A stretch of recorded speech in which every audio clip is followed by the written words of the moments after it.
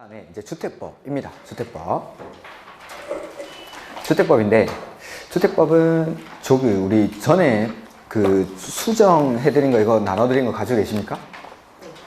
안 가지고 계신 분이 많은 것 같으니까 일단은 중요한 내용 위주로 보도록 하겠습니다. 그리고 지금 여기 수정된 내용들을 보면은 지역주택조합에 수정된 내용이 많습니다. 그러니까 아마 요약서에는 수정된 내용들이 다 포함이 되어 있을 테니까 수정된 내용들은 요약서에서 일단은 설명을 드리도록 하고, 지금은 조금 이제 중요한 것들, 바꿔야 되는 거, 노트에 있는 것 중에서도 바꿔야 되는 것들을 위주로 설명을 드리도록 하겠습니다. 그 다음에 나머지 내용들은 그렇게 크게 바뀐 건 없으니까 일단 지역주택조합에서 많이 바뀌었다라고 생각하시면 됩니다. 이렇게 조합에서, 지역주택조합뿐만 아니라 주택법상의 조합에서 많이 바뀌었고, 그 다음에 주택법에는 뭐 일단 목차부터 적어보면은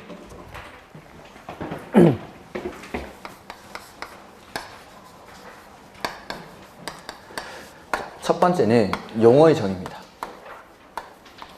용어의 정의를 목차에다 적는 건 처음인데, 이거 주택법은 주택법에서만 쓰는 용어들이 시험에 출제가 됩니다. 대표적으로 세대구분형 공동주택이라든지 도시형 생활주택 이런 것들, 그 다음에 국민주택인지 뭐 국민주택 규모 이런 것들이 시험에 많이 출제가 되는 것들. 그 다음에 두 번째는 주택의 건설입니다. 건설. 이 주택의 건설에 나오는 게 첫 번째는 등록이라는 게 나옵니다. 등록. 아까 건축법에서는 건물 짓는 사람을 건축주라고 했었는데, 주택법에서는 그 사람들을 사업주체라고 부릅니다. 그리고 이 주택법에서 사업주체가 될 수 있는 후보자들이 있는데, 그 중에서 국장에게 등록을 해야 되는 사람이 있습니다. 그런 것들을 등록사업자라고 부르고, 그 등록을 할 때는 어떤 요건을 갖춰야 되는지. 그 다음에 두 번째, 조합입니다. 중요합니다. 맨날 시험에 나옵니다. 무조건. 그러니까 정비법에 있는 조합이랑 주택법에 있는 조합은 그냥 무조건 시험 문제입니다. 얘네는. 그러니까 항상 시험에 나온다고 생각하시면 되고, 개발법 조합은 나올 때도 있고 안 나올 때도 있는데, 나올 때가 훨씬 많으니까 조합이라는 거 세 군데, 개발법 조합, 정비법 조합, 주택법 조합은 무조건 보셔야 됩니다. 무조건. 이거는. 그 다음에 우리가 아까 건물 지을 때 건축법에서는 건축 허가 받고 건물 짓죠. 주택법에서는 사업계획 승인이라는 걸 받습니다. 사업계획 승인. 그래서 사업계획 승인에 관한 부분들. 이렇게 뭐 건축법에서는 건축 허가가 중심이었다면은, 이 주택법에서는 사업계획 승인이 건설하는 절차에서는 가장 중요한 부분입니다. 근데 뭐 주택법은 이것만 중요하다고 보기엔 조금 힘들고, 뭐 조합이나 이런 것들 거의 고르게 출제가 됩니다. 그 다음에 세 번째는 지어진 주택을 공급을 해야 되는데, 이 공급에 나오는 것들이 뭐 투기가열지구, 분양가 상한제, 조정대상지역, 전매 제한 이런 것들이 나옵니다. 이렇게. 그 다음에 네 번째는 주택을 건설하는 자금인데, 이 자금에는 다른 것들은 다 없어지고 지금은 주택 상환사채라는 게 나와 있습니다. 주택 상환사채. 그러니까 뭐 통장들이 예전에는 입주자 저축 증서 같은 것들이 뭐 주택 청약 예금, 청약 저축, 청약 부금 이렇게 막 나눠져 있었는데, 너무 복잡하니까 이걸 하나로 통합을 합니다. 주택 청약 종합 저축으로. 그래서 지금 그 통장 하나밖에 없고, 그 다음에 거기에 관련돼서 몇 가지 개정된 사항들이 있긴 한데 아직은 시험에 거의 출제가 안 됩니다. 그래서 이런 것들, 주택 상환사채 하나만 보시면 됩니다. 자금에서는 이런 것들. 그래서 오늘 아마 공급은 다음 주쯤에 할 거고, 나머지를 보도록 할 건데, 주택법은 총 이제 건축법, 주택법이 7문제씩 나오는데, 주택법은 내용이 어렵진 않습니다. 시험 문제 어렵게 내기도 힘들고, 대신에 맨 끝에 있다 보니까는 이걸 수업도 좀 빨리 있게 진행되고, 마지막에 있다 보니까 대충 보는 경우도 있고, 잘 안 봐서 어려운 거지, 요거는 문제 여러 번 풀어보시고 하면은 그렇게 어렵지 않습니다. 그러니까 주택법, 건축법은 7문제를 다 맞추기가 조금 힘들 수도 있습니다. 근데 주택법은 실제 시험에서는 7문제 맞추는 사람도 많습니다. 그리고 조금 어렵게 나왔을 때는 그게 좀 불가능할 수도 있는데, 그래도 대여섯 문제 정도는 확실히 맞춰주셔야 되는 게 주택법. 그래서 우리가 이제 시험 칠 때 이제 점수를 획득하는데 가장 효자 역할을 하는 게 건축법이나 주택법. 그 중에서도 주택법. 그래서 마지막에 한 6월 달쯤에 이제 마지막에 주택법의 문제풀이 할 건데, 그때 되면은 이런 것들, 요약서라든지 이런 것들 가지고 시간을 내서 주택법은 하루 날 잡아서 따로 주택법만 좀 보시기 바랍니다. 그러면은 주택법 점수가 확실히 올라갈 겁니다. 이렇게. 자, 그래서 일단은 용어의 정의부터 보도록 할 건데, 용어의 정의는 뭐 문제풀이 할 때도 충분히 할 수 있기 때문에 중요한 것들만 몇 가지 언급을 하겠습니다. 그래서 자, 뭐 676페이지. 676페이지. 뭐 목적은 한번 읽어보시고 그 다음에 주택인데 주택이란 세대의 구성원이 장기간 독립된 주거 생활을 할 수 있는 구조로 된 건축물의 전부 또는 일부 및 거기 부속 토지에 밑줄돼 있죠? 예. 부속 토지까지도 주택의 개념에 포함이 된다는 거. 그 다음에 주택은 구조상으로 나누면은 단독이랑 공동주택으로 구분합니다. 자, 건축법에서 역시 건물의 우리 아까 용도군이 29개 있었죠? 그 29개 용도군 중에 1번, 2번이 단독주택이랑 공동주택입니다. 자, 건축법에서는 단독주택이랑 공동주택을 구분할 때 여기는 세 가지씩 써져 있죠. 주택법에서는 단독주택에 단독, 다중, 다가구 있는데 건축법에 가면은 그 단독주택에 공관이라는 게 포함이 됩니다. 그 다음에 공동주택에는 아파트 연립 다세라고 되어 있는데 건축법에 가면은 기숙사 또 공동주택의 개념에 포함이 됩니다. 근데 공관이나 기숙사가 주택법의 주택의 정의에서 빠지는 이유는 분양을 대상으로 하는 건물들이 아니기 때문에 이거 빠지는 겁니다. 이렇게. 그래서 건축법에서 주택의 분류를 물어보는지 주택법에서 물어보는지를 보시고 주택법에서는 3개, 3개, 건축법에서는 4개, 4개 이렇게 구분하는 겁니다. 이렇게. 그래서 공관은 건축법에서는 주택이지만 주택법에서는 아니고 그 다음에 기숙사 역시 건축법에서는 공동주택에 해당하지만 주택법에서는 주택의 개념에 포함이 되지 않습니다. 그 다음에 뭐 각각의 주택의 종류, 그 개념 같은 것들은 문제풀이 할 때 나오면 보도록 하죠. 그 다음에 준주택. 가끔씩 엄청 문제가 쉽게 나올 때 다음 중 준주택에 해당하지 않는 것 이런 것 던져줄 때가 있습니다. 이걸 그냥 외워놔야 됩니다.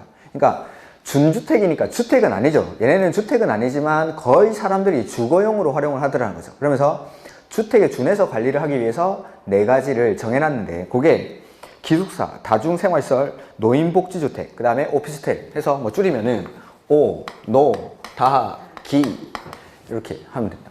오피스텔, 노인복지주택, 다중생활시설, 고시원이라고 했죠? 그 다음에 기숙사 이런 것들. 그러니까 기숙사는 건축법에서는 주택이지만 주택법에서는 주택이 아니니까 이런 것들을 준주택으로 분류를 합니다. 준주택.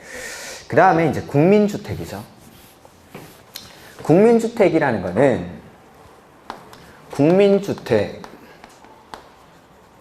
규모 이하의 주택으로서 공공이 직접 건설하거나 내지는 공공의 자금으로 건설되는 주택을 국민주택이라고 부릅니다.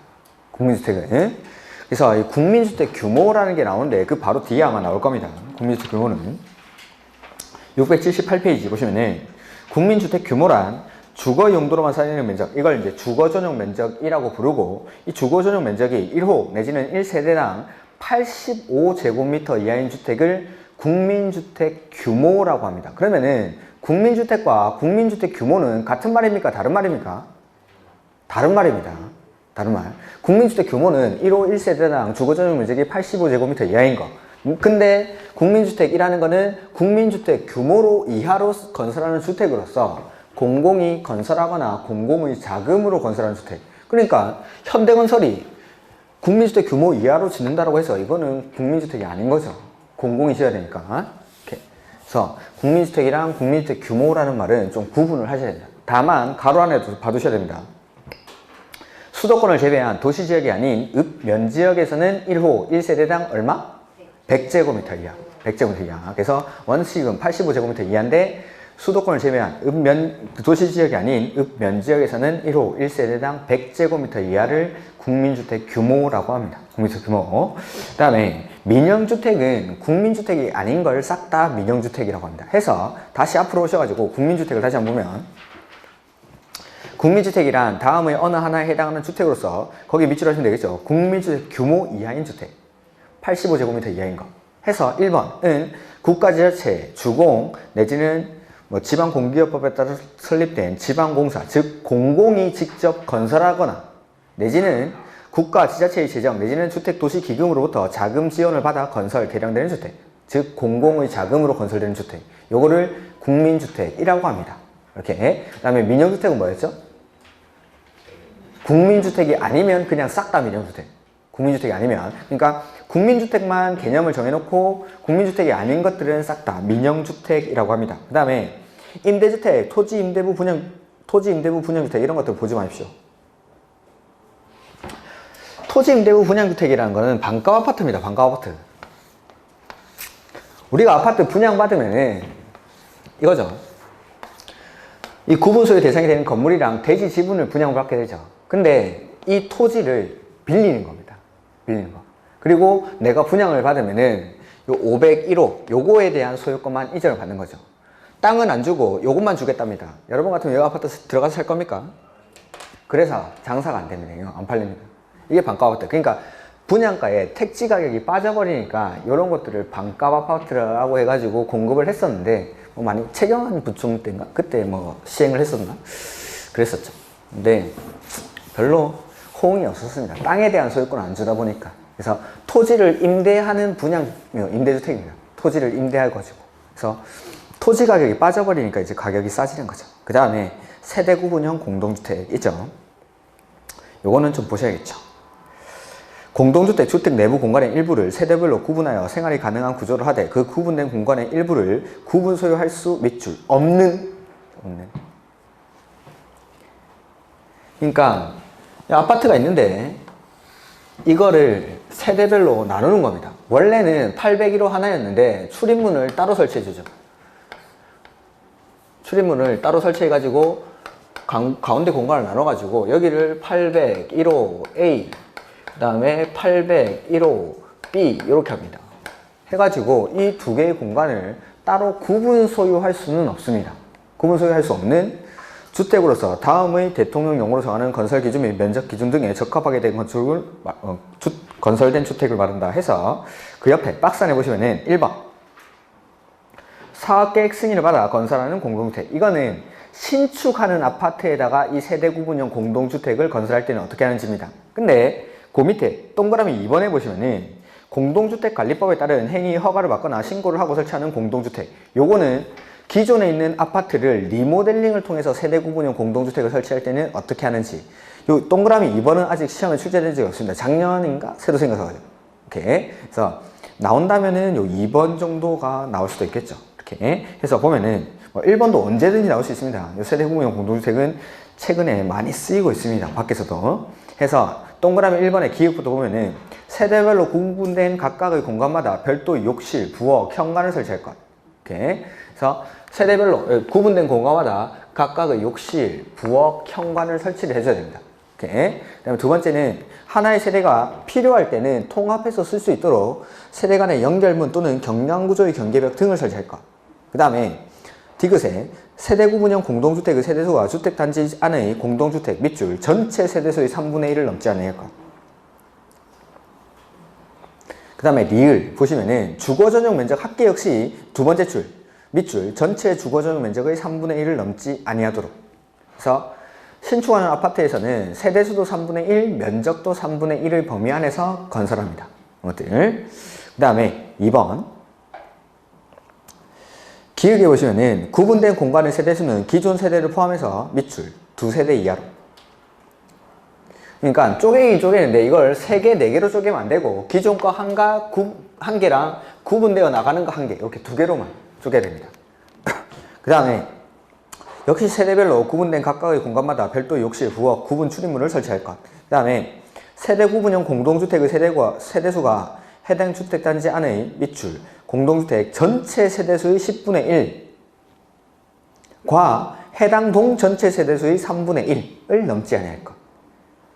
근데 요 밑에 리모델링 하는 데는 면적에 관한 기준은 없습니다. 위에는 세대수도 3분의 1, 면적도 3분의 1이었는데 리모델링 할 때는 전체 세대수의 10분의 1이랑 그 동 세대수의 3분의 1 이렇게. 그 다음에 뭐 리을은 안전 기준을 충족할 것 이런 것들. 그 다음에 위 박스 내의 동그라미 1에 따라 건설 또는 설치되는 주택과 관련하여 그 주택 건설 기준 등을 적용하는 경우 세대 구분형 공동주택의 세대수는 그 구분된 공간의 세대수와 관계없이 밑줄 하나의 세대로 산정. 그러니까 소유권도 구분 소유할 수 있습니까? 없습니까? 안 되죠. 소유권도 하나, 세대수도 하나입니다. 소유권도 하나, 세대수도 하나. 이렇게. 그 다음에 도시형 생활주택. 도시형 생활주택은 거기 300세대 미만 밑줄. 그 다음에 국민주택 규모 밑줄에 해당하는 주택으로서 도시지역 밑줄.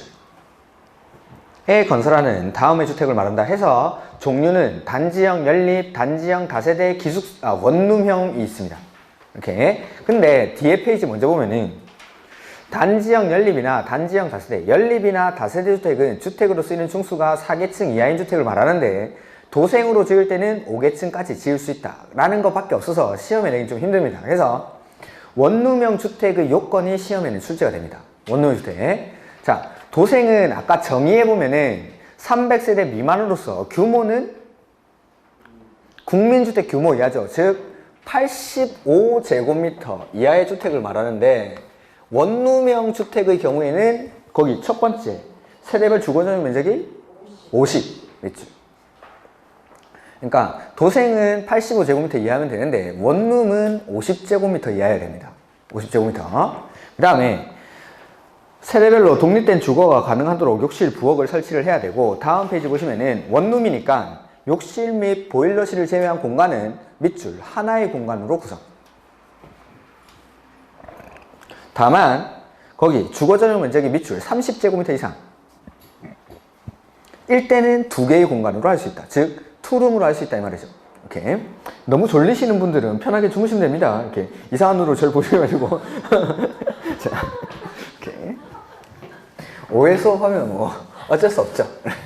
자, 그 다음에 거기 밑에 2번, 3번 이런 것들이 결합건축이라는 건데 원칙적으로 도생과 도생 외의 건물을 같이 짓는 건 안 됩니다. 이건.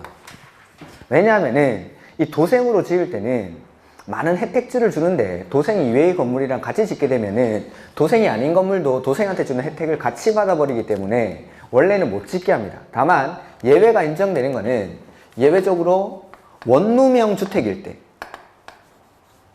원룸형 주택의 경우에는 예외를 인정을 합니다. 원룸형 주택일 때. 자, 첫 번째 예외는 원룸형 주택과 85제곱미터를 초과하는 주택 한 세대를 지을 때. 이건 주인집이라고 생각해요. 주인집. 주인집. 그 다음에 준주거지역이나 상업지역. 준주거지역이나 상업지역. 여기 뭐 어디라고 했죠? 역세권. 1인 가구가 많이 사는 곳. 이런 데서는 이 원룸형 주택의 공급을 늘리기 위해서 원룸형 주택과 도생 외의 주택을 함께 지을 수 있도록 합니다. 즉, 자, 위에 거는 용도 지역의 제한이 없죠. 어디서든지 간에 85제곱미터 초과하는 한 세대는 같이 지을 수 있습니다. 주인집 하나는. 그 다음에 준주거지역이나 상업지역에서는 1인 가구가 많이 사는 곳이니까 원룸의 주택의 공급을 늘리기 위해서 원룸의 주택과 도생 외의 주택을 함께 지을 수 있게 합니다. 여기에는 세대수 제한이 없죠. 같이 지을 때 세대수 제한이. 위에는 용도지역의 제한이 없고 세대수는 딱 한 개만. 근데 준주거지역이나 상업지역에서 지을 때는 원룸의 주택이랑 도생 외의 주택을 함께 지을 수가 있습니다.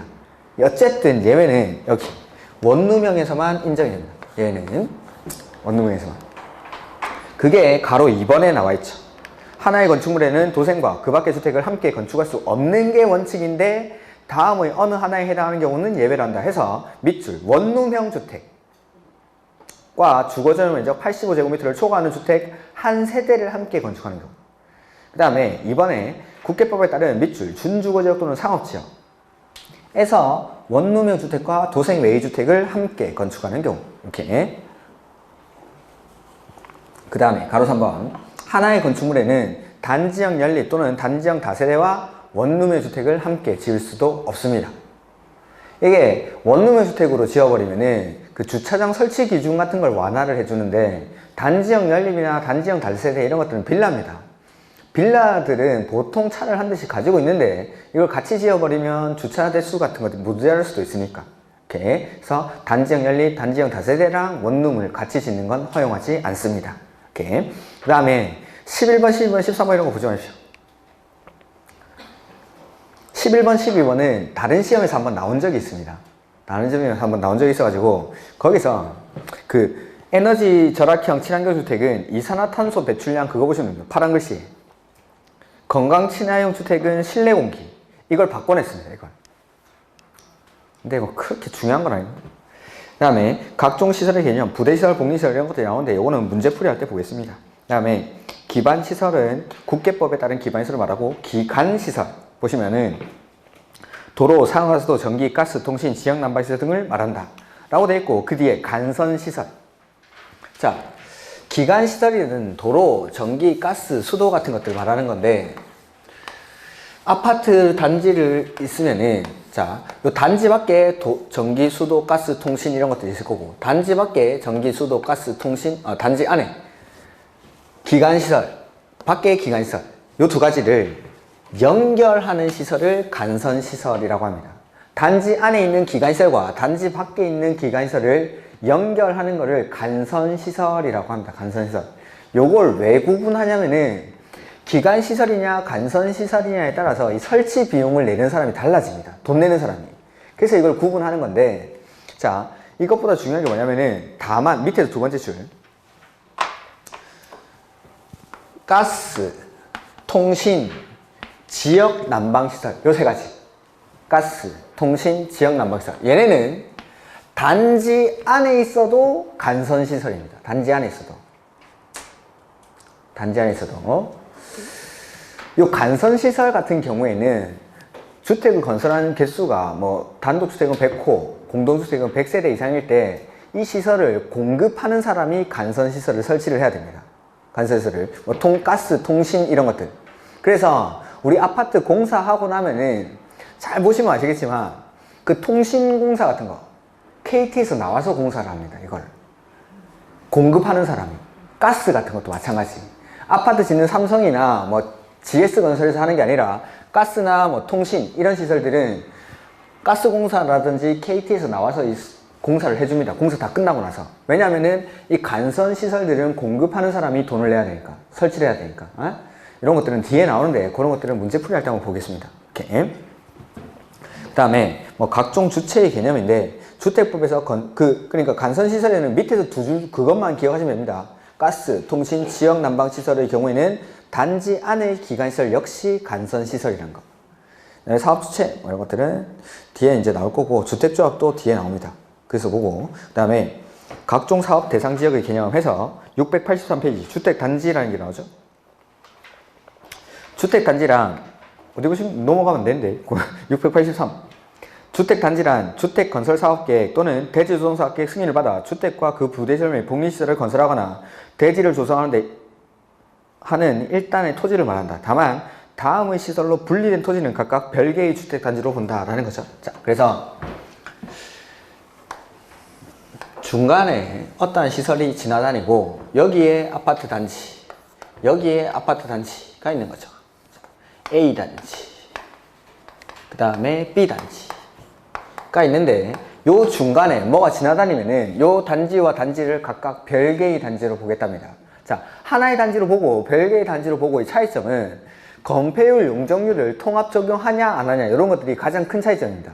즉, 이 지역의 건폐율이 40%다 라고 하는데 이 단지와 단지가 별개의 단지라면은 여기 40%의 건물 짓고 비워두고 여기 40%의 건물 짓고 비워두고 해야 되는데 이게 만약 하나의 단지면은 이 대지 전체 뭐 여기가 3만이고 여기가 2만이다 라고 하면은 이 40% 전체 5만에 대한 40%인 2만 제곱미터 여기를 꽉 채워서 건물 짓고 여기 비워두면 되는 겁니다. 하나의 단지니까. 근데 별개의 단지일 때는 3만의 40%, 2만의 40% 건물 짓고 나머지를 비워두고 이렇게 하는 거죠. 그 다음에 관리 주체 같은 것들도 달라지고. 그래서 중간에 뭐가 지나다닐 때 이걸 각각 별개의 단지로 보냐면은 1번에 철도, 고속도로, 그 다음에 자동차 전용도로, 철도, 고속도로, 자동차 전용도로. 그 다음에 일반 도로는 20m 이상, 예정도로는 8m 이상. 요까지만. 그 밑에 거 보지 마시고. 그래서 단지와 단지 사이에 철도, 고속도로, 자동차 전용도로, 일반 도로는 20m 이상, 예정도로는 8m 이상 이런 것들이 지나다니면 이 단지와 단지를 각각 별개의 단지로 봅니다. 철도, 고속도로, 자동차 전용도로, 일반 도로는 20m 이상, 예정도로는 8m 이상. 그래도 좀 말을 해야 덜 졸릴 텐데. 일반 도로는 20m 이상, 예정도로는 8m 이상. 이렇게. 자, 그 다음에 나머지는 그냥 보지 마십시오. 그 다음에 공구인데, 공구란 하나의 주택단지에서 다음의 대통령령으로 정하는 기준에 따라 둘 이상으로 구분되는 일단의 구역으로서 밑줄 착공신고랑 사용검사를 별도로 수행할 수 있는 구역. 자, 공구 나중에 말할 건데 공구별로 나눠서 사업을 하더라도 사업계획 승인을 따로 받는 건 아닙니다. 착공신고랑 사용검사를 별도로 수행합니다. 자, 나중에 나옵니다, 이런 것들은. 그래서 1번 다음의 어느 하나에 해당하는 시설을 설치하거나 공간을 조성해서 밑줄 6m 이상 공구 간의 경계를 설정. 그러니까 공구와 공구는 6m 이상을 띄워야 됩니다. 뭐 어떤 시설이 들어가는지는 굳이 뭐 정확하게 아실 필요는 없습니다. 도로, 주차장, 옹벽, 축대, 녹지, 어린이 놀이터 등등등 이러한 것들도 공구와 공구는 얼마씩 띄우죠? 6m 이상 경계를 설치하고, 그 다음에 공구별 세대수는 밑줄 300세대 이상. 그러면은 내가 공구별로 나눠서 공사를 하고 싶습니다. 전체 세대수가 최소 얼마는 돼야 될까요? 600. 최소 나누면은 109, 209로 나눠야 되니까 109 최소 300, 209 최소 300 해서 전체 세대수가 600세대 이상일 때만 공구별로 공사를 진행할 수 있죠. 그 다음에 공공택지. 공공택지는 다음의 것들을 공공택지라고 하는데 다 외우기는 조금 힘듭니다. 다음 중 공공택지에 해당하지 않는 것, 이런 것들이 시험에 가끔 출제가 됩니다. 근데 일단은 알아야 되는 게 공공택지는 공공이 하면서 플러스 수용 방식으로 해야 돼요. 수용 방식. 공공 플러스 수용이라고 생각하시면 됩니다. 그래서 절대 나오면 안 되는 게 민간. 그 다음에 환지. 특히 요거. 환지 이런 거 나오면 안 됩니다. 환지. 그리고 도시개발 사업은 조합이 할 때는 환지 방식으로 합니다. 그래서 뭐 조합 같은 것들, 이런 것들도 나오면 안 됩니다. 이렇게. 그러니까 원칙적으로는 공공이 하면서 수용 방식. 그래서 그 뒤에 보면은 뭐 무슨 사업인데 수용 방식으로 하는 경우만 이렇게 돼 있습니다. 이렇게. 이건 뭐 다 외우긴 좀 힘드니까 일단은 나오면 안 되는 단어들을 기억을 해주죠. 환지라든지 이런 것들 나오면 안 되고, 민간 중에 뭐 조합 같은 거 나오면 안 됩니다. 이렇게. 그런 것들이 나오면은 공공택지에 해당하지 않는다라고 생각하시면 됩니다. 이걸 뭐 다 외우긴 조금 힘드니까. 그 다음에 리모델링이라는 게 나오는데, 요거는 지금 거기 나와 있는 숫자들을 좀 바꿔서 낼 겁니다. 숫자들.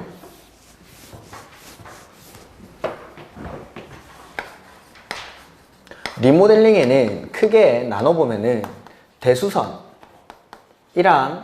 증축으로 구분할 수가 있어요. 대수선이랑 증축. 그 다음에 여기 나와 있나? 여기는 안 나와 있는데, 대수선의 경우에는 사용검사일로부터 10년이 경과할 것을 요건으로 합니다. 대수선은.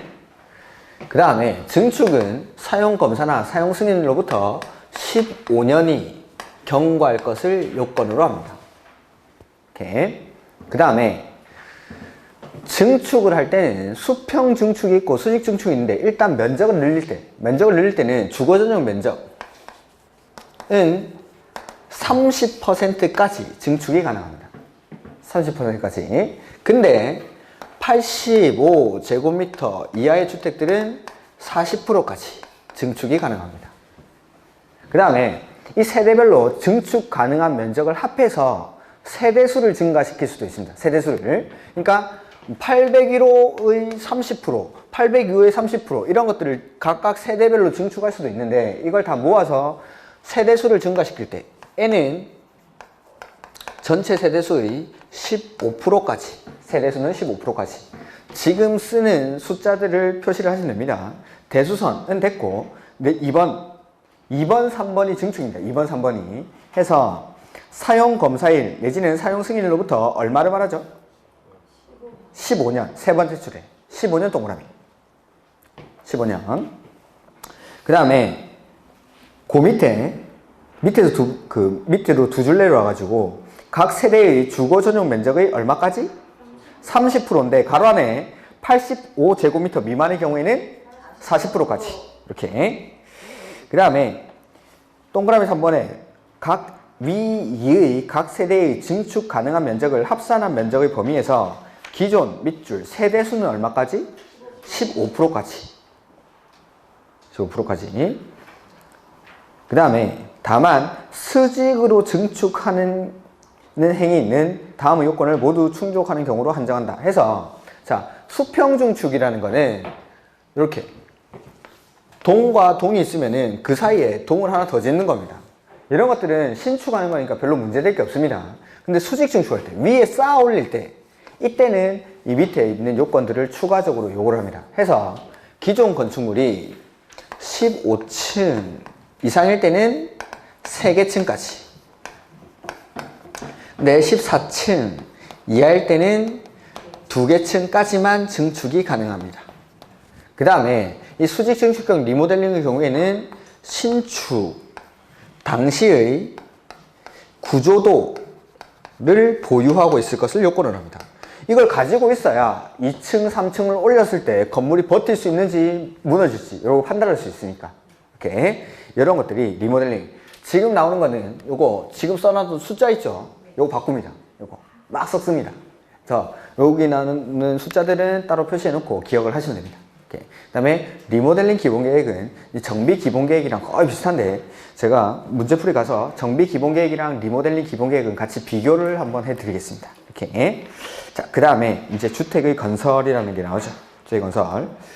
자, 주택을 건설하려는 사업 주체가 되려는 사람은 미리 국장에게 등록이라는 걸 해야 됩니다. 등록.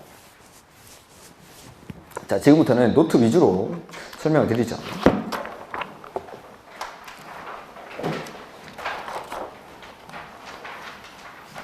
노트에 58페이지 보시면 등록이 나올 겁니다.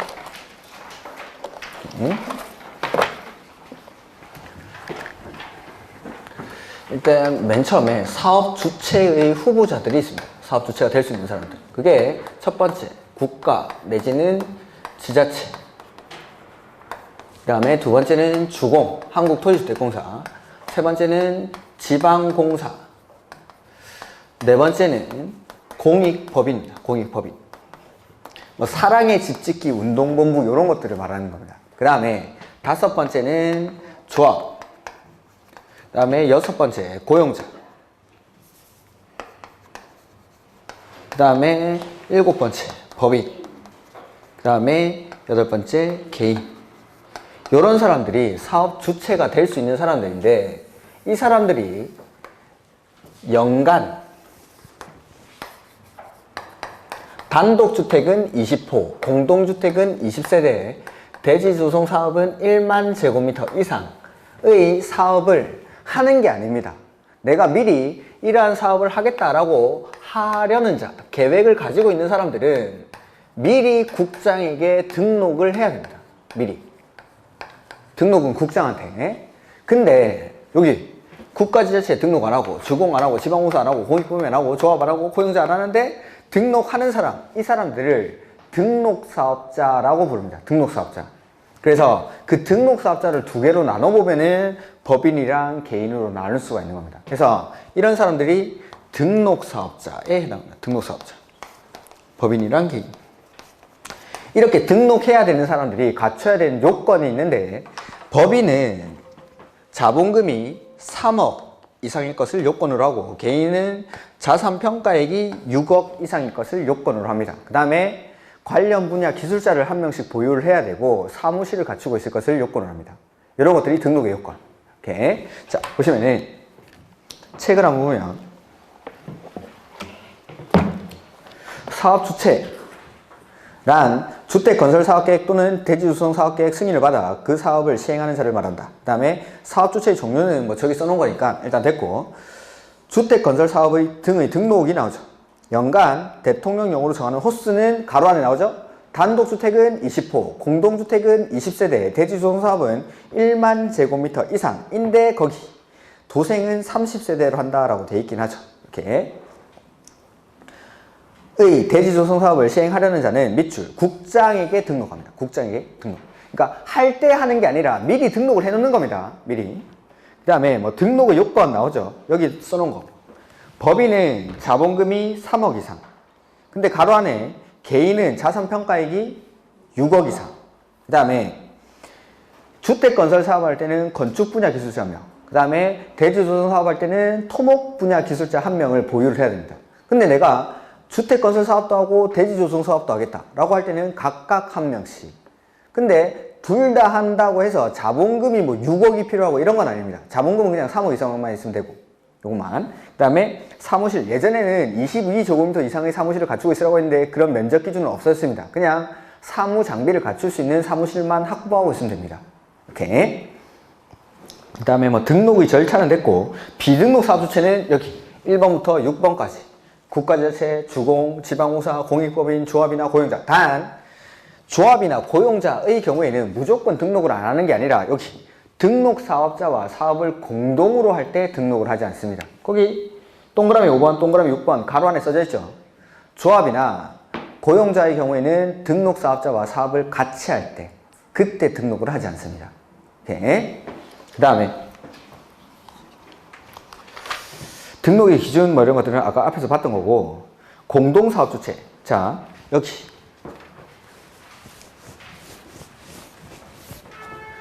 조합의 경우에는 이 등록 사업자와 사업을 공동으로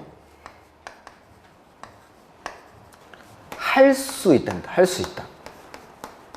토지 소유자나 조합은. 근데 이 고용자는 등록 사업자와 사업을 공동으로 하여야 한답니다. 하여야 한다. 그리고 이렇게 사업을 같이 할 때는 이 두 사람을 공동사업 주체로 본다라는 거. 이렇게 화이팅! 힘내십시오! 자,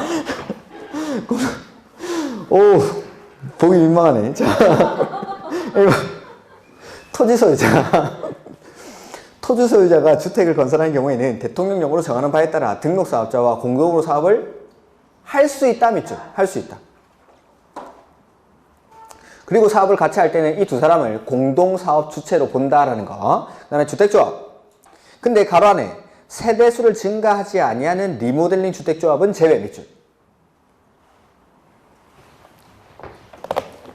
제 책에도 아마 써져놨, 그렇죠. 노트에도 써놨죠. 자, 세대수를 증가하지 않는 리모델링 주택조합을 왜 제외하는지를 보면은, 자, 리모델링 주택조합은 원래 주택의 소유자들이 우리 집 고쳐 쓰는 거죠. 그러면은 세대수가 증가하지 않을 때는 분양을 할 게 있습니까? 없습니까? 그래서 이런 사람들, 자, 등록사업자나 사업을 같이 하라고 하는 이유는 나중에 분양을 해야 되니까 이러한 분양의 여력을 갖춘 등록사업자나 사업을 같이 하라는 건데, 세대수가 증가하지 않는 리모델링 주택조합은 우리 집 고쳐서 내가 쓰는 겁니다. 분양의 목적, 분양이라는 업무가 발생하지 않죠. 그래서 이런 사람들은 그냥 시공사만 선정을 해가지고 사업을 하면 됩니다. 세대수가 증가하지 않는 리모델링은. 그래서 등록사업자랑 사업을 같이 하고 말고의 문제가 아예 처음부터 발생을 안 하는 겁니다. 분양을 안 할 거니까 나중에. 이렇게 해서 세대수를 증가하지 않는 리모델링 주택조합은 제외한다. 해서 그 다음에 하나, 둘, 세 번째 줄. 공동으로 사업을, 조합은 등록사업자랑 해야 됩니까? 할 수 있습니까? 할 수 있다. 할 수 있다. 해서 토지 소유자나 조합은 공동으로 할 수 있는데 고용자는 공동으로 해야 됩니까? 할 수 있습니까? 하여야 한다. 하여야 한다.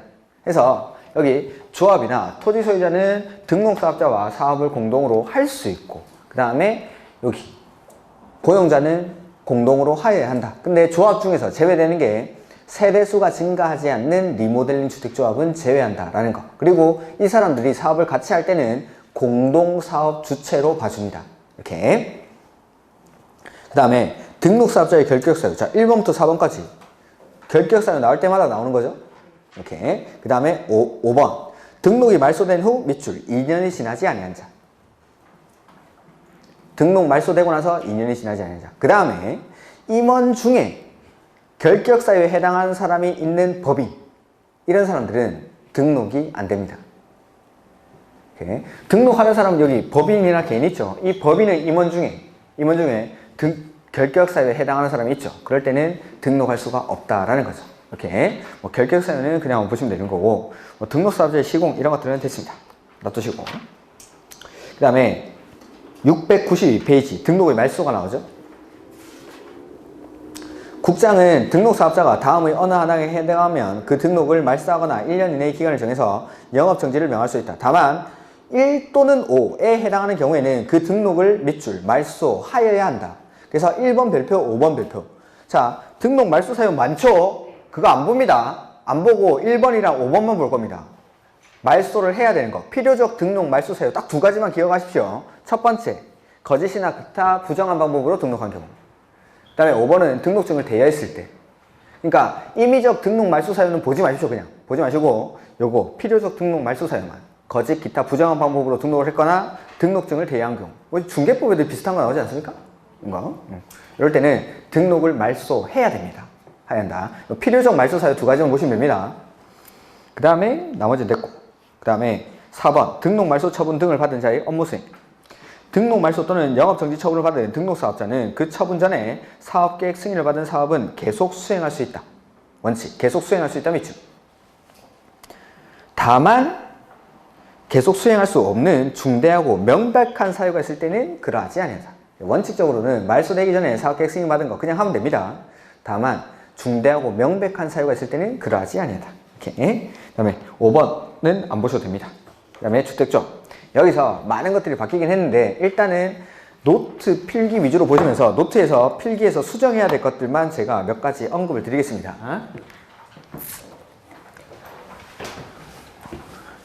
지금부터 졸면 PD수첩의 주인공이 될 수 있습니다. PD수첩 맨날 나오는 게 이 지역주택조합원 잘못 가입했다가 그 알바하면서 눈물 흘리고 있죠. 그런 게 나오는 거예요. 지금부터 졸면 그 PD수첩의 주인공이 되는 겁니다. 참 안 됐죠. 안 됐죠. 그분들 보면. 진짜 그 지역주택조합이나 이런 데 가입하시는 분들은 돈 많은 분들이 가입하는 게 아닙니다. 뭐 일부 돈 많은 사람들이 가입합니다. 근데 그 사람들은 정보 다 듣고 소유권 확보 다 했다는 소리 듣고 내가 투자 목적으로 들어가는 거지 진짜 내 꿈을 가지고 우리 집 한 채 마련해야지 그런 꿈을 가지고 들어가는 사람들이 아닙니다. 돈 많은 사람들은. 그러니까 진짜 처음부터 지역주택조합 가입하는 사람들은 정말 이렇게 서민층들 이런 분들이 돈 겨우겨우 모은 돈 목돈 한 몇천만 원 들고 지역주택조합 가입하죠. 근데 가입을 했는데 아파트는 언제 지을지도 모르고 대지 소유권 확보하고 있다 하고 10년이 지납니다. 돈은 3천만 원 묶여 있는데 빼지도 못하겠고 그러다 보니까는 사회적으로 문제가 많이 발생하니까 최근에 계속 이건 지역주택조합 부분은 개정이 계속 이루어지고 있습니다. 탈퇴를 좀 원활히 하고 사업이 진행이 안 될 때는 이 지역주택조합 이런 것들을 해산할 수 있게끔 이런 조항들이 계속 들어가고 있습니다. 이렇게. 그래서 보면 일단 주택조합에는 종류가 세 가지. 지역주택조합, 그 다음에 직장주택조합, 그 다음에 리모델링 주택조합 이렇게 나뉩니다. 그 다음에 첫 번째 조합원의 자격인데 지역주택조합의 경우에는 첫 번째 동일한 지역주택조합 설립 가능 지역 안에 6개월 이상 거주할 것을 요건으로 합니다. 6개월 이상 거주. 그러니까 서울 주변은 서울, 경기, 인천이 하나의 같은 지역으로 묶여 있습니다. 해서 서울, 경기, 인천 지역 안에 6개월 이상 거주를 해야 됩니다. 뭐 대구 같은 데는 대구, 경북이 묶여 있고 경남 같은 경우에는 부산, 울산, 경남 이런 지역들이 하나의 지역주택조합 설립 가능 지역으로 묶여 있습니다. 이 지역 안에 일단 6개월 이상 거주할 것을 요건으로 합니다. 그 다음에 두 번째는 85제곱미터 이하의 주택을 한 채에 한해서 소유한 세대주인자가 지역주택조합의 조합원이 될 수가 있습니다. 세대주 한 명만. 그러면은 집 한 채 가지고 있어도 조합원 될 수 있죠. 무주택자는 될까요? 안 될까요? 됩니다.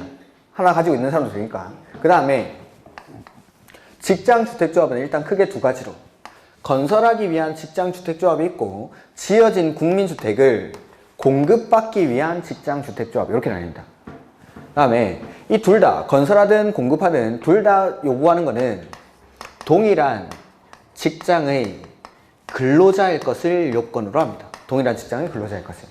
그리고 건설하기 위한 직장주택조합은 지역주택조합이랑 똑같이 85제곱미터 이하 한 채에 한해서 소유한 세대주인자가 조합원이 될 수가 있습니다. 근데 요거 지어진 국민주택을 그냥 싸게 사오는 겁니다. 이런 것들은 당연히 요건이 까다로워야 됩니다. 이거는 지역주택조합이나 건설하기 위한 직장주택조합은 사람들이 모여가지고 우리 집 짓는 겁니다. 직접 돈 모아서. 그러니까 쉽게 말해서 지역주택조합이나 직장주택조합은 우리 집 공동구매는 공동구매하니까 싸게 할 수 있죠. 그리고 조합원들이 500명인데 한 1000세대 지어가지고 500명이 일단 1000세대의 건축비를 부담을 하는 겁니다.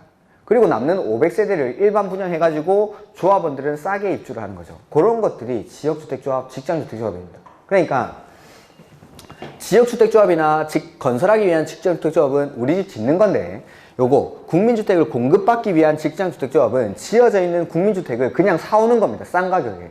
그러니까 요건을 좀 더 까다롭게 무주택자만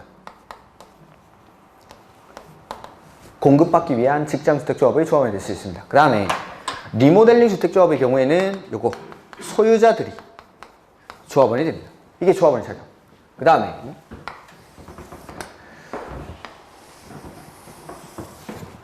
조합원의 수인데,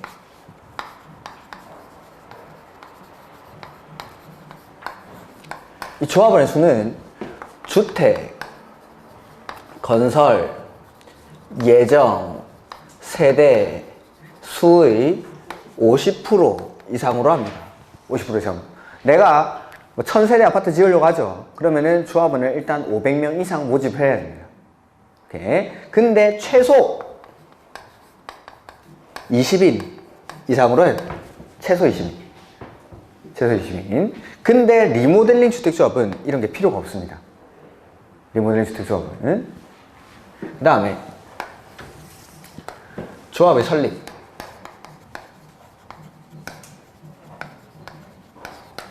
하려고 할 때는 주택 건설 예정, 대지 소재지를 관할하는 시장, 군수, 구청장으로부터 인가받습니다.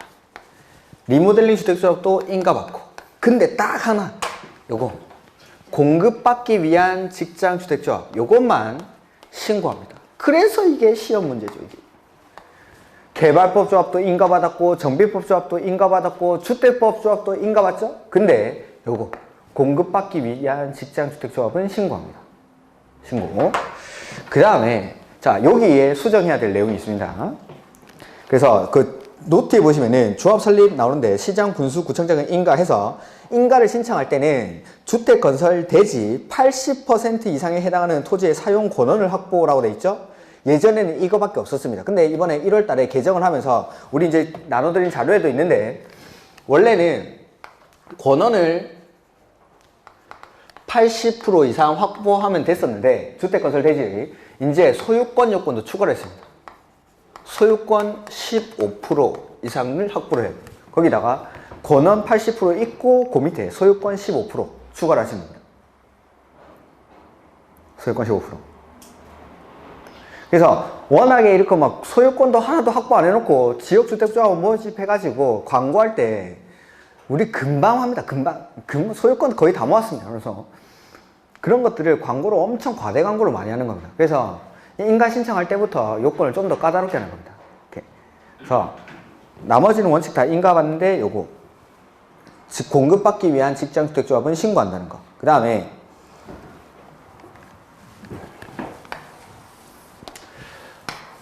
조합원의 교체 내지는 신규 가입입니다. 신규 가입. 이러한 것들이 원칙은 안 됩니다. 금지. 지역주택조합이나 직장주택조합원의 지위를 사고 팔고 하는 걸 금지합니다. 그거는 저쪽에 공급에 가면은 공급질서 교란행위라는 게 나오는데, 거기서 지역 직장주택조합원의 지위를 사고 팔고 하는 행위를 하는 사람들은 처벌합니다. 벌칙이 3년 이하의 징역 3천만 원 이하의 벌금입니다. 이렇게. 근데 예외적으로 이 가능한 경우들이 있습니다. 가능한 경우들. 그게 이제 밑에 몇 가지 써놨는데, 조합원의 추가 모집 승인을 받은 경우. 자, 처음에는 여기 처음에는 1000세대를 짓기로 하고 최소 몇 명을 모아야 되죠? 500명. 50% 이상이니까 500명이 아까도 말씀드렸지만 1000세대 아파트의 건설 비용을 다 부담을 하는 겁니다. 근데 이게 너무 부담스러운 거죠. 그래가지고 야, 우리끼리 500명이서 1000세대 이거 다 지으려니까 너무 힘들다. 좀 더 모으자. 그래서 시장, 군수, 구청장한테 추가 모집 승인을 받아가지고 100명을 더 모집합니다. 그럴 때는 이 100명 신규 가입하게 할 수 있습니다. 신규 가입. 그 다음에 조합원이 사망한다든지 탈퇴 등으로 인해가지고 50% 미달이 되는 경우. 그 다음에 그 사업계획 승인 이후 입주자의 선정된 지위가 변경, 그 다음에 사망, 탈퇴, 자격 상실 등으로 사람들이 나가죠. 그러면 그만큼 충원할 수 있습니다. 요거는 이제 책으로 좀 확인해 보겠습니다. 책으로. 그 다음에 조합원의 모집 방법과 탈퇴가 나오는데 이런 것들은 책으로 한번 보죠. 자, 일단은 이 정도까지 해서 주택조합의 개념 693페이지 693페이지. 자, 주택조합이란 많은 수의 구성원이 사업계획 승인을 받아 주택을 마련하거나 리모델링하기 위해서 결성하는 다음의 조합을 말한다. 그러니까 많은 수의 그 지역에 사는 사람들끼리 우리 모여가지고 우리 집 한번 지어볼까 하는 겁니다. 이렇게 주택조합의 종류에는 지역주택조합, 직장주택조합, 리모델링 주택조합 이런 것도 있습니다. 이렇게. 그래서 뭐 뒤에 보시면은 지역주택조합에 기역에는 서울, 경기, 인천이 묶여있죠. 그 다음에 뭐 대전이랑 충남, 세종시가 묶여있고 충청북도는 따로 떨어져 있고 광주랑 전라남도, 그 다음에 전라북도 떨어져 있고 대구는 대구랑 경상북도 이런 식으로 같은 지역들이 묶여있습니다. 그러니까 내가 서울에서 광명에 사는 사람은 서울 지역에서 모집하는 지역주택조합에 가입할 수가 있습니다. 근데 부산 사람은 안 되겠죠. 부산 사람은 이런 식으로. 그 다음에 주택조합의 설립 보시면 많은 수의 구성원이 주택을 마련하거나 리모델링을 하기 위해서 조합을 설립하려는 경우 관할, 시장, 군수, 구청장한테 뭐 받죠? 인가. 그 다음에 인가받은 내용을 변경하는 경우에도 또한 같다. 근데 직장주택조합의 경우는 제외한다라고 했는데 직장주택조합을 다 제외하면 안 되고 요거 공급받기 위한 직장주택조합 요걸 제외해야 됩니다. 그 다음에 시장군수구청장은 해당 주택건설대지에 대한 다음의 사항을 종합적으로 검토해서 주택조합 설립 인가 여부를 결정해야 한다. 이 경우 주택건설대지가 이미 인가받은 다른 주택조합의 주택건설대지와 중복되지 아니하도록 해야 한다. 뭐 이거는 당연한 소리죠. 다른 사람들이 아파트 짓겠다는 데다가 거기다가 우리도 아파트 짓을게 하는 거는 말도 안 되는 거죠. 그래서 그 요건들은 굳이 안 보셔도 됩니다. 그 다음에 조합원의 모집, 신고 및 공개 모집. 자, 이것 때문에 이거는 우리가 이제 그 밑에 있는 건데 예전에 우리 지역주택조합원 모집할 때 어떻게 모집했는지 아십니까? 관심이 없었죠. 그 현수막 붙입니다. 현수막 붙여가지고 선착순으로 모집을 합니다. 선착순으로. 그러다 보니까는 대지 소유권에 대한 확보가 잘 돼 있는 것들은 아는 사람끼리 자기들끼리 짬짬이 해가지고 모여서 아파트 짓고 싸게 지어가지고 팔아먹고 하는데 모르는 사람들은 현수막 광고 보고 가가지고 거기 돈 묶이고 이런 경우가 많죠. 그래서 이제는 그걸 바꿔가지고 신고하고 공개 모집하는 게 원칙입니다. 신고하고 공개 모집. 그래서 요새는 예전에는 지나다니다 보면 교차로라든지 이런데 무슨 지역 주택조합원 모집 이런 현수막들이 되게 많이 붙어 있었는데 그게 싹 없어진 게 요걸로 바뀌고 났습니다. 공개 모집하는 걸로 바뀌고 나서. 해서 지역주택조합 또는 직장주택조합의 설립 인가를 받거나 인가받은 내용을 변경하기 위해서 조합원을 모집하려는 자는 시장, 군수, 구청장에게 밑줄 신고하고 공개 모집. 그리고 추가해야 될 게 그 노트에 보시면은 1번 원칙 신고 공개 모집이라고 써져 있죠. 그리고 이번에 또 개정되면서 추가된 내용이 50% 조합원을 모집할 때는 50% 이상의 권원을 일단 확보해야 조합원을 모집할 수도 있습니다. 이게 상당히 까다로워졌죠. 그러니까 조합을 모집하는 것 자체가. 요거는 어디 우리 그 개정 내용에 보면은 자 혹시나 추록을 가지고 계신 분들은 여기 4페이지에 보면 4페이지 두 번째 칸에 700페이지 8번에 가로 1번 돼 있죠? 그게 여기 쓴 거. 권원 80%랑 소유권 15% 조합 설립 인가 신청할 때 요거 확보해야 된다는 거. 그 다음에 지금 보신 거는 어디 있냐면 이 페이지 뒤에 가야 되는데 695페이지니까 좀 더 앞에 있겠구나. 3페이지.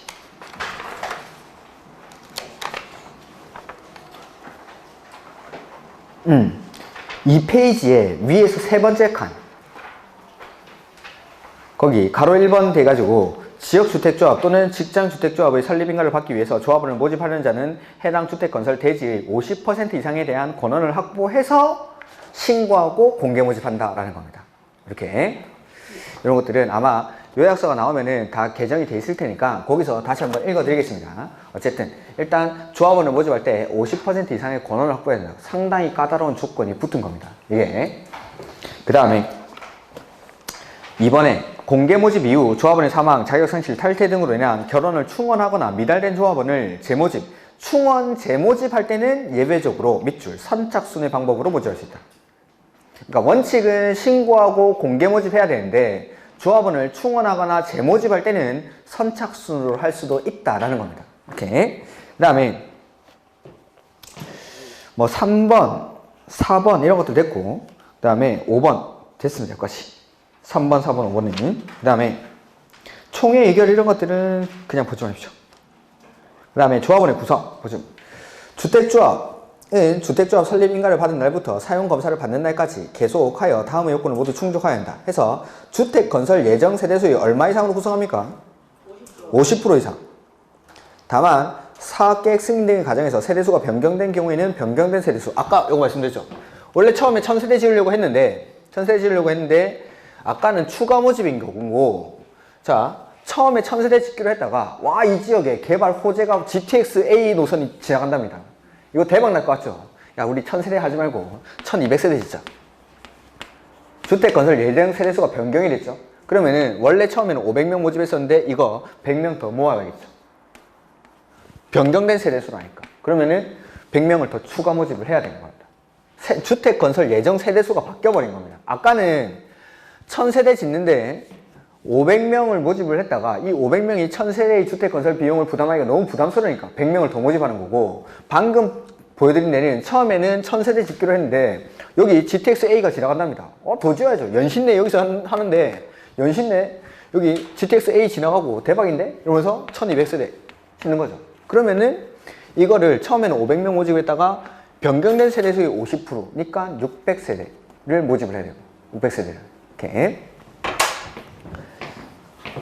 그 다음에 가로 2번에 조합원은 최소 몇 명? 20명. 근데 주택조합의 조합원이 될 수 있는 사람은 다음의 구분에 따른 사람으로 한다. 다만 조합원의 사망으로 그 지위를 상속받은 자는 요건이 필요 없습니다. 상속인의 지위를 포괄쓴 게 아닐까. 그래서 지역주택조합의 경우에는 조합 설립 인가 신청을 현재부터 다음의 어느 하나에 해당하는 자일 것 해서 기역에 보시면은 세대원 전원이 주택을 소유하고 있지 아니한 세대의 세대주일 것. 요 기역이 무주택세야. 기역의 저 다음 페이지에 보시면은 밑에서 두 번째 줄. 전원이 주택을 소유하고 있지 아니한 세대주. 무주택세죠.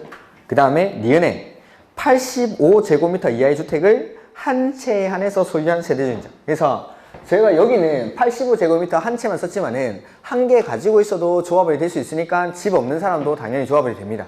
이렇게. 그 다음에 같은 조합 설립인가 신청을 현재 같은 지역에 얼마 이상 거주해야 되죠? 6개월 이상. 이렇게. 그 다음에 직장주택조합원 역시 요거 똑같이 갖춰야 됩니다. 85제곱미터 이하의 주택을 한 채에 한해서 소유하거나 무주택인자. 이런 사람들. 그 다음에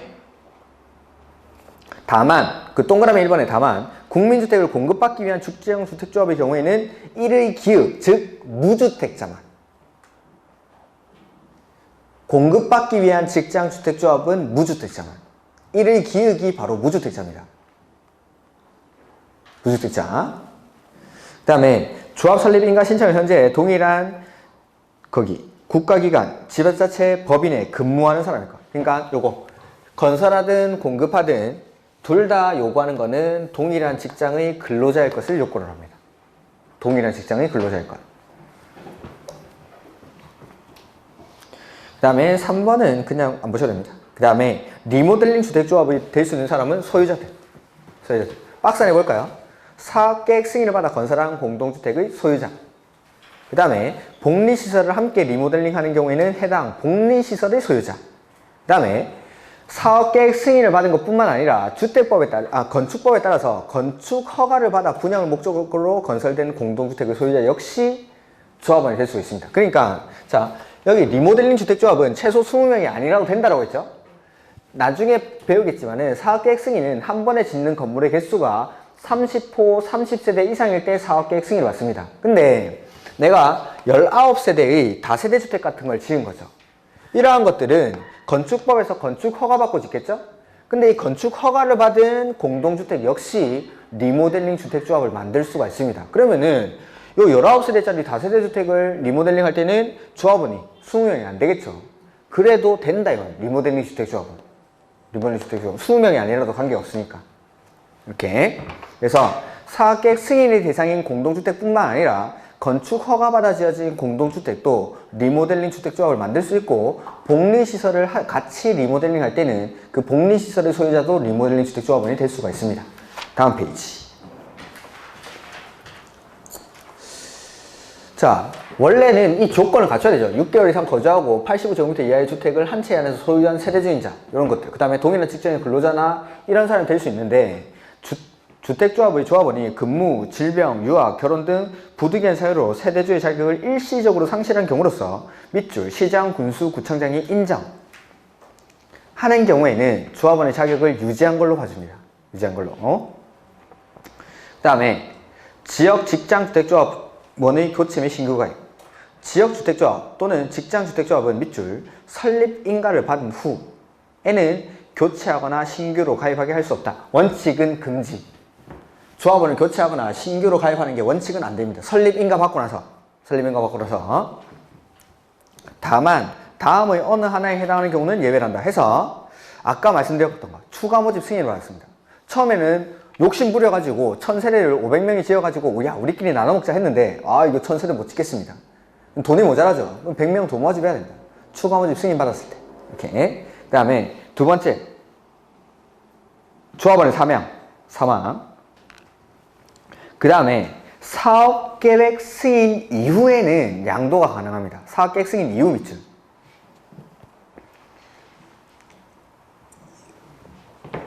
그러니까 조합 설립 인가 받고 나서 사업계획 승인 인가 받기 전까지 양도 양수가 안 됩니다. 근데 사업계획 승인 인가 떨어지고 나서는 프리미엄 붙여서 이거 팔 수가 있습니다. 이렇게. 그 다음에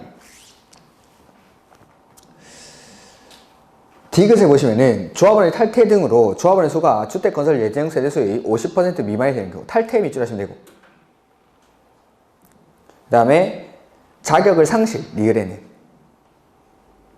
자격을 상실. 그 다음에 미음에 사업계획 승인 과정에서 주택건설 예정 세대수가 변경되어, 아까 말씀드렸죠? 처음에 1000세대 지으려고 했는데 여기 개발 호재가 발생하는 겁니다. 야 이거 장사가 잘 될 것 같은데 200세대 더 짓자. 주택건설 예정 세대수가 변경이 되죠. 그래가지고 여기 50%에 미달하게 됐을 때는 그만큼 충원이 가능합니다. 해서 자, 첫 번째는 그 추가 모집 승인을 받은 경우, 그 다음에 두 번째 사망했을 때, 그 다음에 사업계획 승인 이후에 다 읽어보면은 가로가 너무 많아가지고 여기는 가로가 어디까지지? 처음에는 큰 가로로 시작하고 작은 가로가 없어지지 않네. 사업계획 승인 이후에는 양도 양수가 가능하다라고만 그냥 생각하십시오. 이렇게. 소유권을 사업계획 승인 이후에 밑에서 하나, 둘, 세 번째 줄에 입주자로 선정된 지위가 양도, 증여 또는 판결 등으로 변경됐을 때는 그 변경된 사람을 세대주로 본다. 즉 사업계획 승인 이후에는 양도가 가능합니다. 양도가. 그 다음에 탈퇴, 그 다음에 자격의 상실, 그 다음에 주택건설 예정 세대수의 변경으로 인해서 추가 모집을 할 수가 있다라는 거. 이렇게. 그 다음에 가로 2번에 위 가로 1에 따라 조합원을 추가 모집하거나 충원되는 자가 5의 가로 1에 따른 가로 1 및 2, 이게 뭐냐? 5의 1 및 2가 조합원의 자격 요건입니다.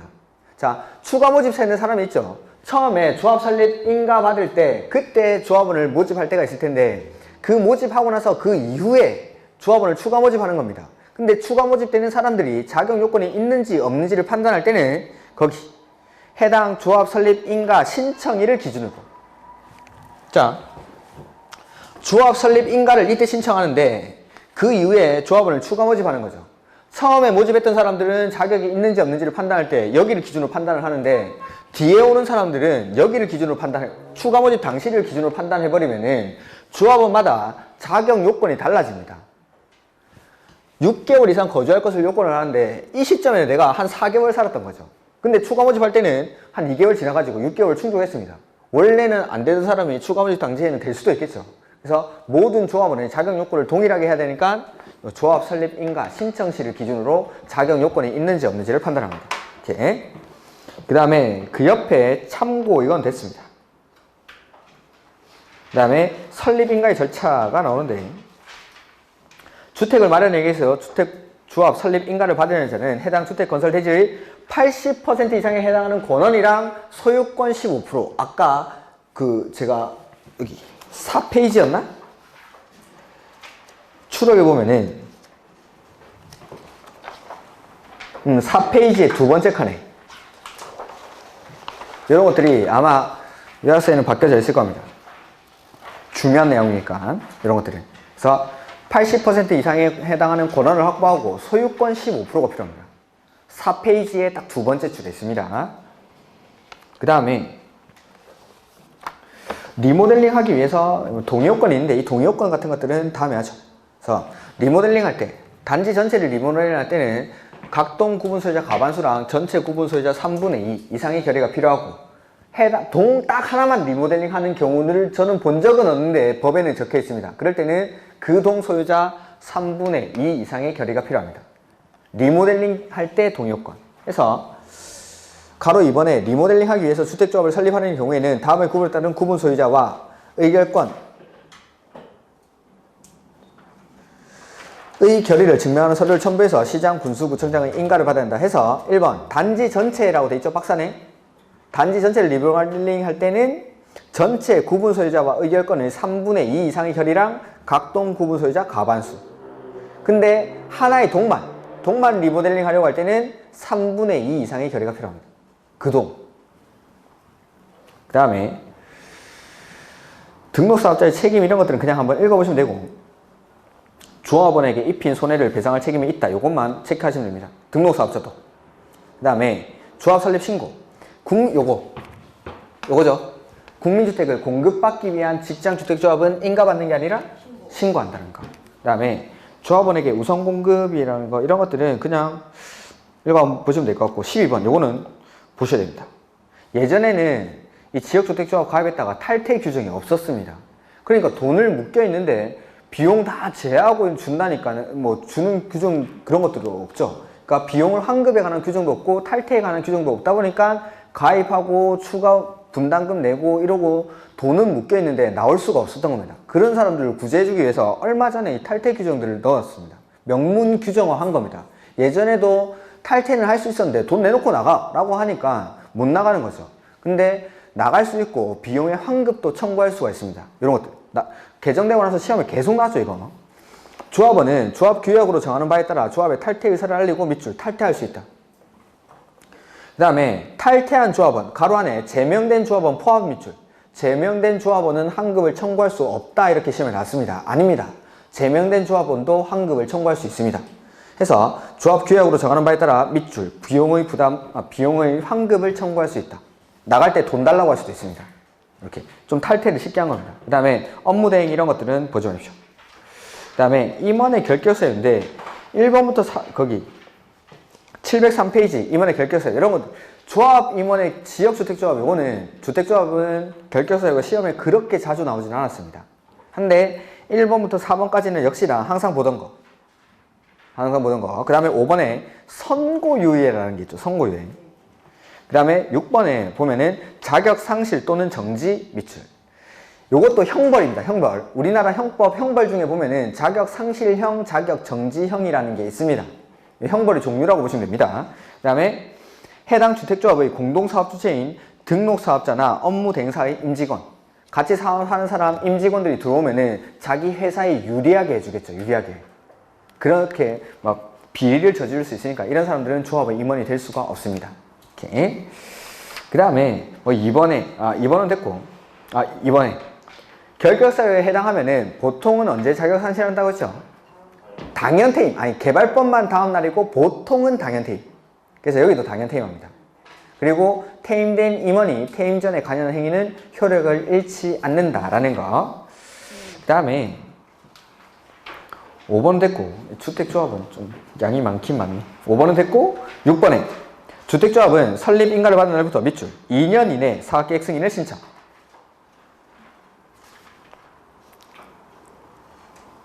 해야 한다. 그 다음에 추가된 내용들이 있는데 이것도 추록에는 적혀 있는데 요거 책에는 없으니까 그거는 이제 요약서에서 한번 설명드리겠습니다. 그래서 설립인가 받고 나서 3년 안에 사업계획 승인 인가 못 받으면은 해산할 수 있습니다. 그 다음에 이거 주택조합원 모집 신고하고 나서 2년 안에 주택조합원을 다 못 모집하면은 그때도 해산할 수 있습니다. 그런 규정들이 들어가 있는데 일단 그런 것들은 참고로 해서 일단은 요거 제 노트에 있는 거 위주로만 일단은 기억하십시오. 그 다음에 좀 추가되는 내용들은 요약서에서 좀 더 보강해서 설명을 드리겠습니다. 그 다음에 706페이지에 사업계획 승인이 나오죠. 중요합니다. 요건 조금 쉬었다 하죠.